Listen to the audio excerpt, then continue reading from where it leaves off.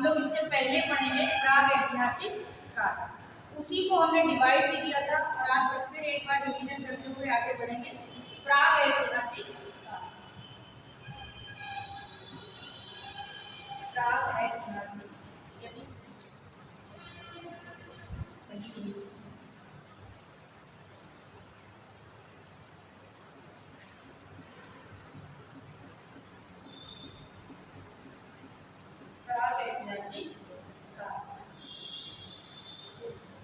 इसी को हम क्या जानते हैं, पाषाण काल के नाम से भी जानते हैं। और पाषाण काल के नाम से क्यों जानते हैं, पाषाण काल क्योंकि कहीं ना कहीं पत्थरों के द्वारा बने कुछ औजार, कुछ कृतियां, कुछ मूर्तियां ऐसी मिली हैं, ऐसे साक्ष्य मिले हैं जिससे हम इसे प्राग ऐतिहासिक काल और पाषाण काल दोनों ही कहते हैं। ठीक है, तो प्राग ऐतिहासिक काल को सबसे पहले कितने भागों में बांटा गया है, 3 भागों में बांटा गया है।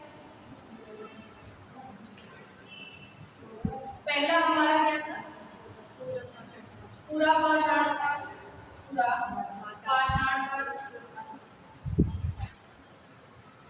इसी को हम क्या कहते हैं, पूरा प्रास्तर युग। और इसी को हम क्या कहते हैं, मेगालिथिक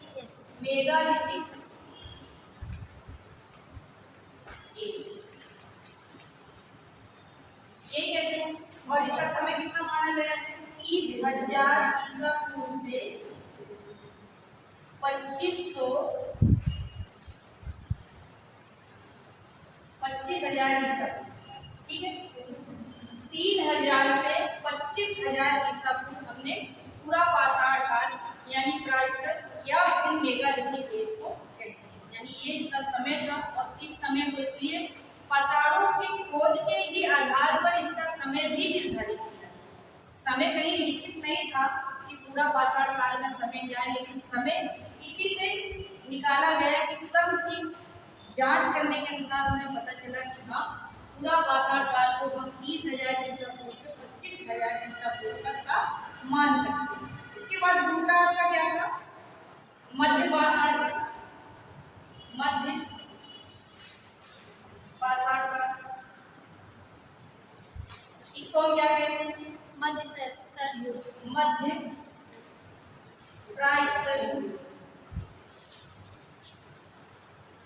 और इसी को हम क्या कहते हैं, मेसोलिथिक, मेसोलिथिक एज।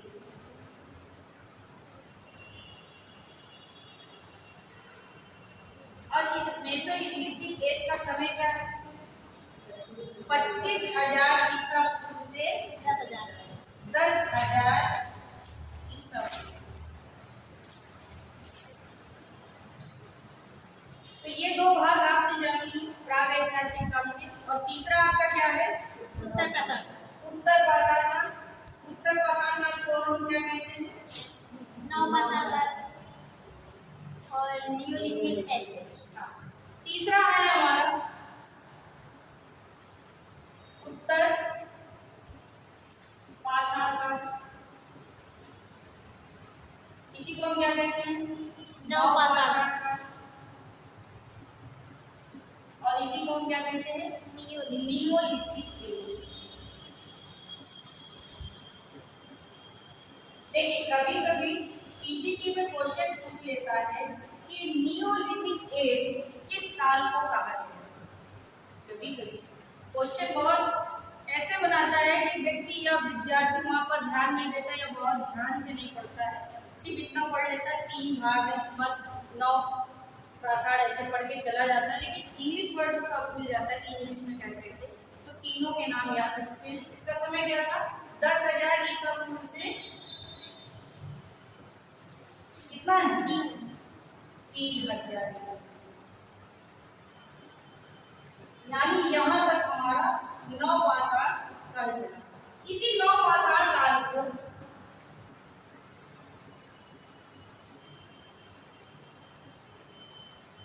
और मध्य पाषाण काल, यानी इन दोनों को क्या कहते हैं, एक तरीके से मध्य पाषाण काल और नवपाषाण काल मिलता जुलता स्वरूप है। यानी जैसे ही नवपाषाण काल मध्य पाषाण चल रहा था, उसी के जस्ट बाद आपका क्या चलने लगेगा, आपका चलने लगेगा नवपाषाण काल, तो जब इन दोनों को मिलाएंगे तो इन दोनों के बीच में एक बात उत्पन्न होगी कि यानी जब मध्य चल रहा है तो मध्य का उत्तर पाषाण काल भी चलने लगा।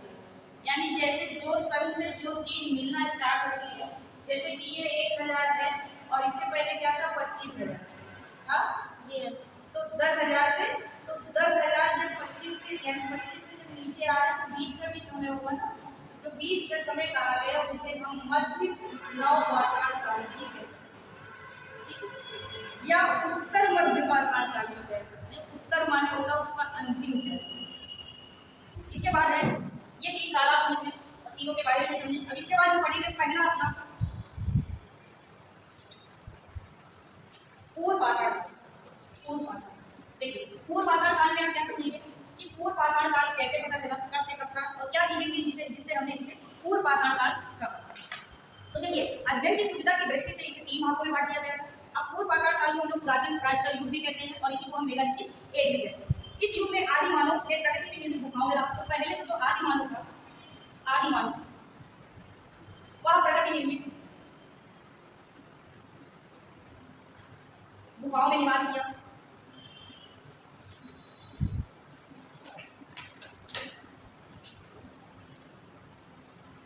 ठीक है, प्रकृति की निर्मित यानी उसने कभी बनाई नहीं।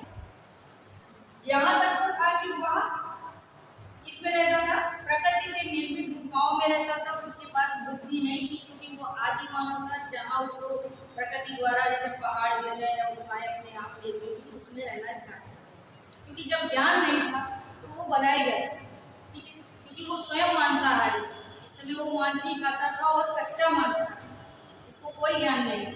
तो इसके बाद जब वो गुफाओं में रहा, उसके बाद थोड़े से साक्ष्य हमें प्राप्त हुए जिसमें उसने क्या किया, पत्थर हड्डी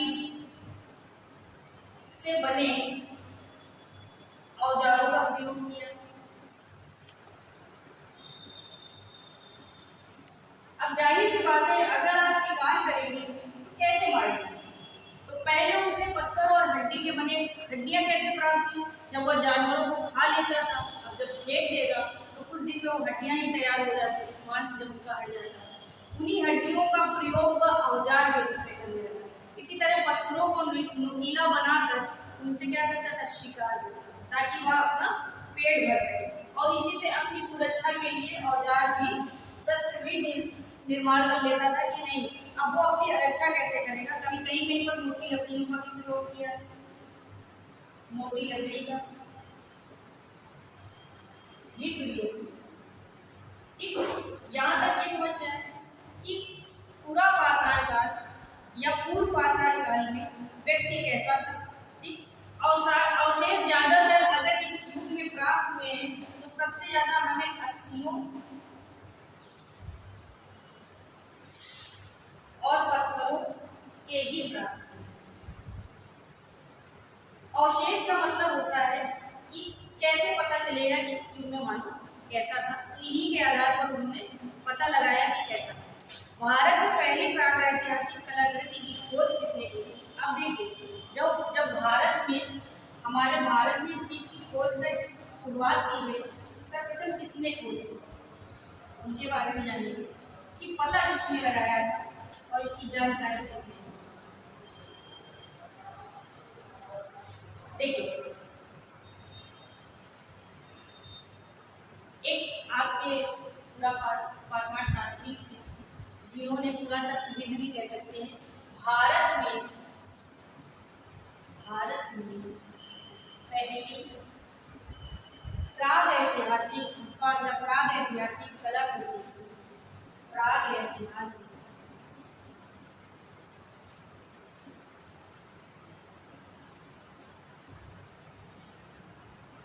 कलाकृति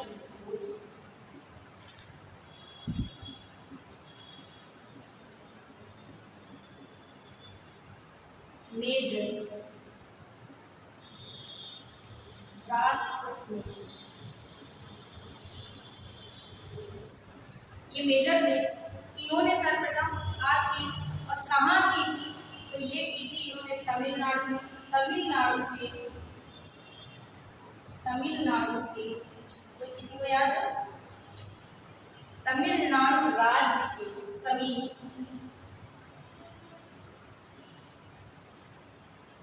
ध्यान से पढ़िए, यहीं से क्वेश्चन बनते हैं। मद्रास के समीप पल्लवरम, मतलब तमिलनाडु राज्य, फिर वहां से आप मद्रास, और मद्रास के ही एक छोटे से स्थान पल्लवरम में खोज, यह स्थान, इसी स्थान में उन्होंने क्या किया था, प्राग ऐतिहासिक कलाकृति यानी कोई साक्ष्य जो उन्हें मिला जिससे उन्होंने बताया कि यह प्राग ऐतिहासिक समय का है। और सबसे पहले कहाँ की थी, स्थान अगर आपसे पूछे तो पल्लवरम है, और अगर ज्यादा पूछता है डीपली तो तमिलनाडु राज्य के समीप मद्रास, और मद्रास के पल्लवरम, जैसे मद्रास है, मद्रास में ही एक छोटा सा गाँव, वहां से उन्होंने क्या किया, प्राग ऐतिहासिक कलाकृतियों की खोज। और किस सन में की थी, तो 13 मई 1863 ईस्वी में की थी। समय क्या था, तो समय था 13 मई 1863 ईस्वी में। अगर आपसे पूछता है कि प्राग ऐतिहासिक चित्रों या कलाकृतियों की सर्वप्रथम खोज किसने की थी, तो मेजर ब्रासफुट ने की थी। कहाँ की थी, तो पल्लवरम में की थी, लेकिन अगर पूरा पूछता है तो तमिलनाडु राज्य के समीप मद्रास में, मद्रास के पल्लवरम में एक छोटा सा गांव था जहाँ पे उन्होंने की। ठीक है, भारत के पुरातत्व विभाग की जो मुख्यालय है, अगर आपसे पूछता है, बता जी मैम एक मिनट। देखिए, पुरातत्व जो था, जो आपका भारत में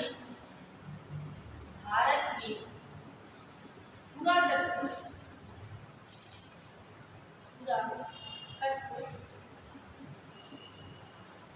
विभाग की स्थापना,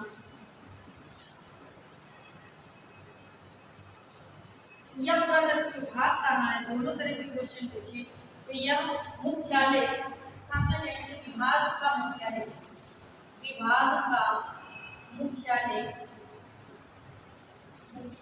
कहाँ है, तो नागपुर में, नागपुर।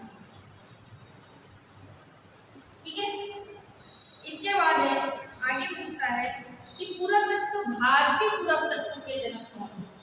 अगर आपसे पूछे भारतीय पुरातत्व विभाग के जनक के रूप में हम किसे जानते हैं, ना कि उसने पूरे उसमें पूछा वर्ड में, सिर्फ उसने पूछा है भारत के पुरातत्व विभाग के जनक या पुरातत्व के जनक किसे माना।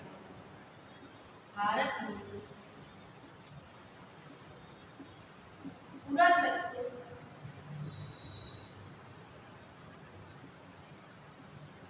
का जनक किसे कहा जाता है, तो भारत में पुरातत्व का जनक कहा जाता है अलेक्जेंडर कनिंघम, यानी हम इन्हें मानते हैं कि सर्वप्रथम इन्होंने किया था, तो अलेक्जेंडर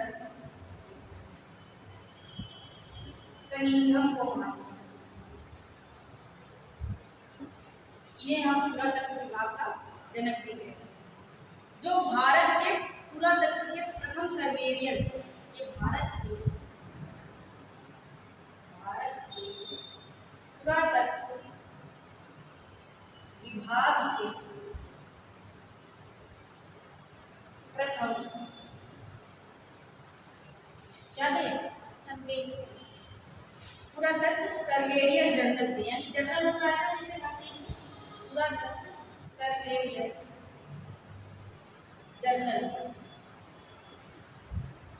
यानी एक तरीके के अधिकारी, ठीक है, उच्च अधिकारी,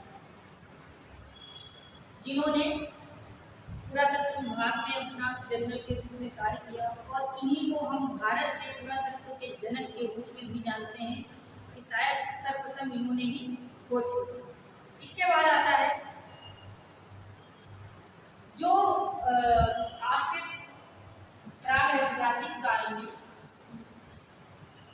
पूर्व प्राग ऐतिहासिक काल में जो मानव था, और मानव ने, आदि मानव ने क्या यूज किया, औजार कैसे यूज किए थे, पत्थर के औजार, है ना, पत्थर के औजार और हड्डी के, लकड़ी के, तो ये औजारों का प्रयोग करता था मानव। इसी इस समय के मानव को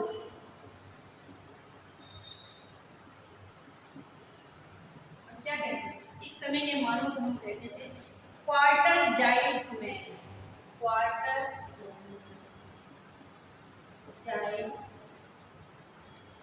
मैन यानी एक नाम दिया, इसलिए नाम दे दिया गया इस समय के मानव को कि कुछ ना कुछ नाम तो देंगे कि हम किस ग्रुप में जाएं। और क्यों ये क्वार्टर जाइंट नाम दिया गया था? क्वार्टर जाइंट मैन इसलिए कहा गया क्योंकि ये लोग क्वार्टर जाइंट पत्थर का प्रयोग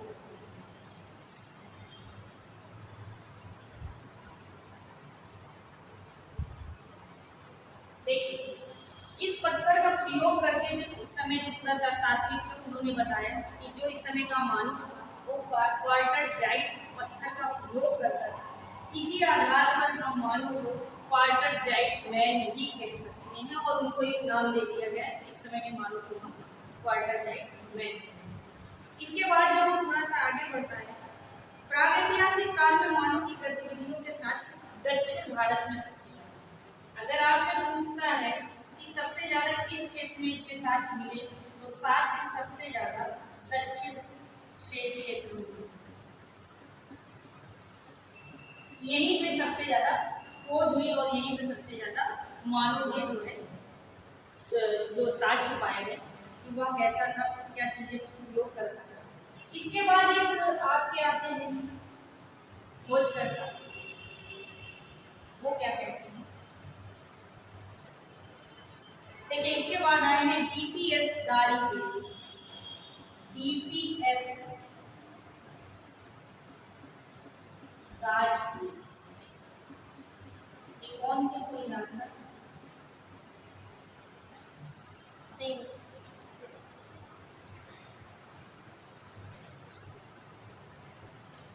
देखिए, ये भी एक पुरातात्विक और इन्होंने भी कुछ खोज की और इन्होंने बताया कि शिकार और शिकारी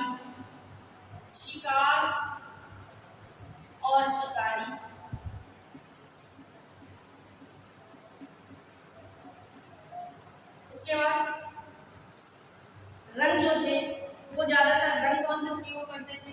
गेरू रंग।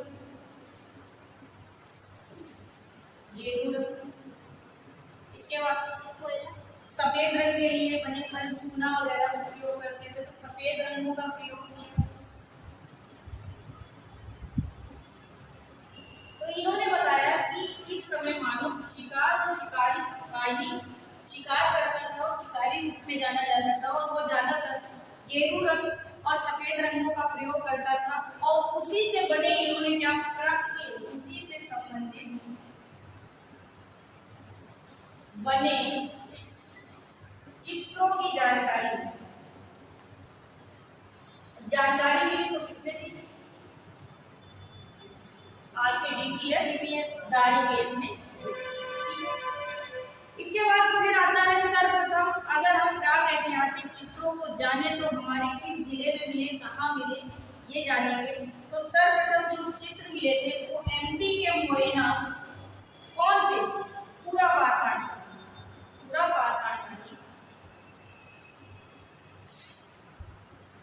सबसे पहले चित्र हमें किस क्षेत्र से मिले? तो एमपी के मोरेना जिले, एमपी के मोरेना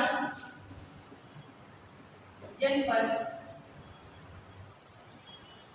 के में, मान लीजिए मोरेना जनपद में शियोरपुर में, ऐसे पहाड़गढ़ के शियोरपुर, पहाड़गढ़ की शियोरपुर में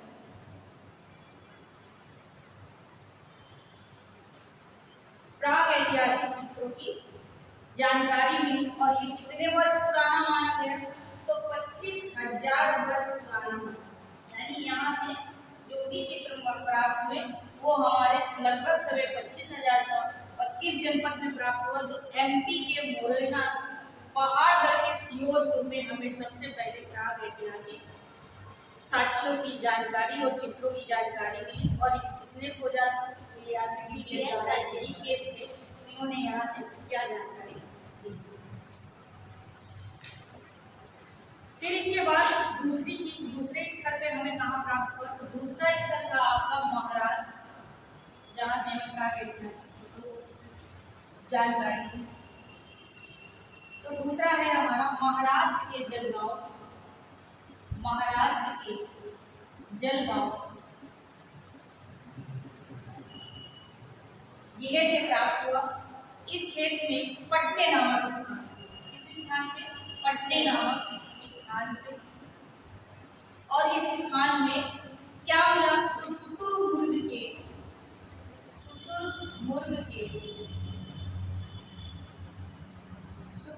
के अंडे की खोल, यानी उसका छिलका, शुतुरमुर्ग के अंडे का खोल या छिलका प्राप्त। ठीक है, तो महाराष्ट्र से क्या साक्ष्य प्राप्त हुआ?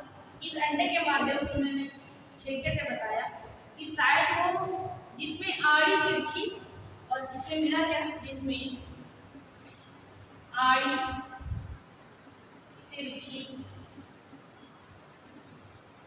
रेखाएं, आड़ी तिरछी रेखाएं और चित्रकारी के कुछ साक्ष्य, चित्रकारी के कुछ साक्ष्य, यानी उन्होंने तिरछी रेखाओं के माध्यम से कुछ बनाया। तो यहाँ तक हमें पता चला कि प्राग ऐतिहासिक काल में क्या था। इसके बाद हम पढ़ेंगे आगे उत्तर प्रदेश, और उत्तर प्रदेश हम पढ़ेंगे कि हमारे उत्तर प्रदेश से पूर्व पाषाण काल को में क्या क्या चीजें प्राप्त हुई, जिससे हमें पता चले कि हमारे उत्तर प्रदेश में प्राग ऐतिहासिक चित्रों की खोज कहाँ हुई, किस जिले में हुई और क्या क्या साक्ष्य।